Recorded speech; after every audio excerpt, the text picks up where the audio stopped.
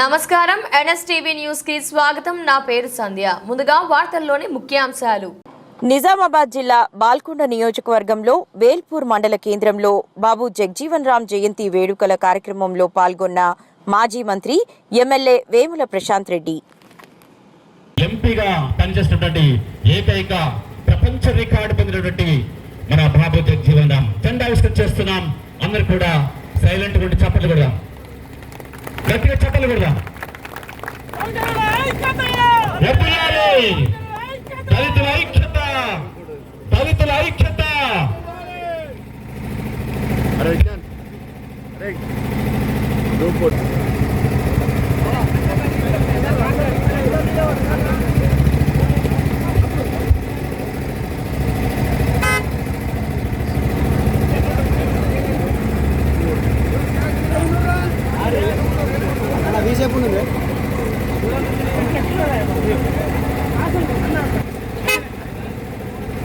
రాజ్యాంగంలో doctor BR Ambedkar గారు కాబట్టి బాబు గారికి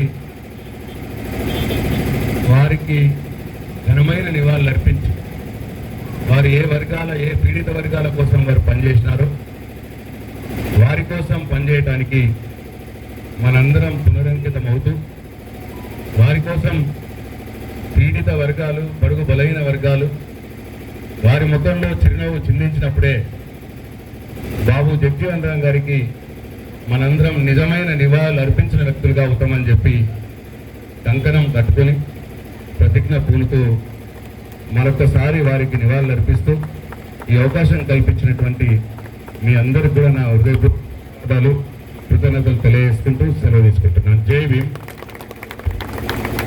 బాబు జగ్జీవన్ రామ్ గారి జయంతి సందర్భంగా వేల్పూర్ గ్రామంలో పెద్ద ఎత్తున గ్రామం మొత్తం అన్ని రాజకీయ పార్టీలు, గ్రామ ప్రజలు పెద్ద ఎత్తున వారికి ఘనమైన నివాళులు అర్పించడం జరిగింది.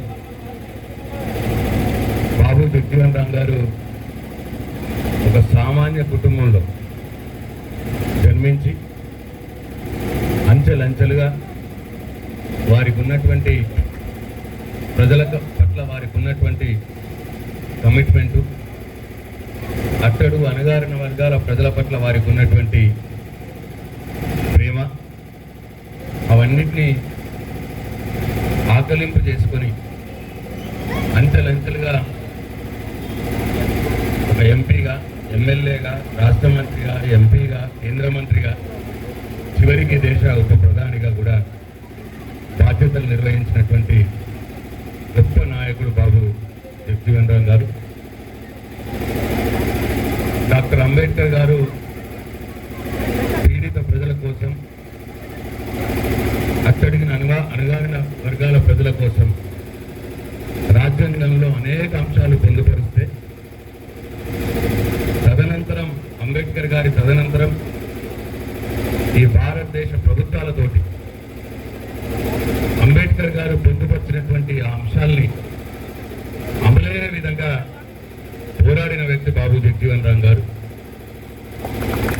ఇవాళ రాజ్యాంగంలో ఉన్నటువంటి బడుగు బలహీన వర్గాల ప్రజల కోసం ఉన్నటువంటి ఆ చట్టాలు కావచ్చు, ఆ అంశాలు కావచ్చు, ఇవాళ దేశంలో అమలవుతున్నవి అని అంటే దానికి ముఖ్య కారణం బాబు జగ్జీవన్ రామ్ గారు.